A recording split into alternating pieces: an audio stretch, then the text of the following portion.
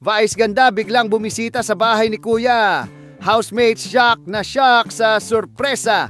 Grabe ang eksena sa Pinoy Big Brother kamakailan matapos biglang bumisita sa loob ng bahay ni Kuya ang nag-iisang unkabogable star, Vice ganda. Walang kaalam-alam ang mga housemates na may espesyal na guest na papasok sa bahay. Kaya naman halos mabasag ang eardrums ni Kuya sa sobrang lakas ng sigawan nang bumukas ang pinto at lumitaw si Vice na naka-full glam. May kasamang paandar at pag-good vibes na entrance. Lalo na si Esnir na unang nakakita kay Vice, napatalon, napasigaw at halos maiyak sa sobrang gulat at tuwa.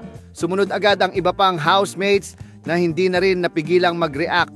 May napaiyak, may napaluhod at meron pang tila hindi pa rin makapaniwala na kaharap na nila ang isang bigating artista na sobrang sikat sa loob at labas ng bansa. Para sa mga housemates na ilang buwan nang nasa loob ng bahay at walang koneksyon sa labas ng mundo, isa itong napakalaking moment.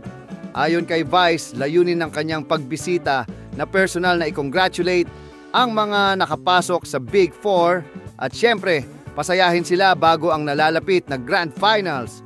Bukod sa nakakatuwang kwentuhan, nagdala rin si Vice ng ilang masasayang games, challenges at inspirational messages na tumago sa puso ng bawat isa. Gusto kong maramdaman nyo na proud kami sa inyo. Hindi biro ang journey ninyo at deserve nyong mapasaya, ani Vice habang kausap ang housemates.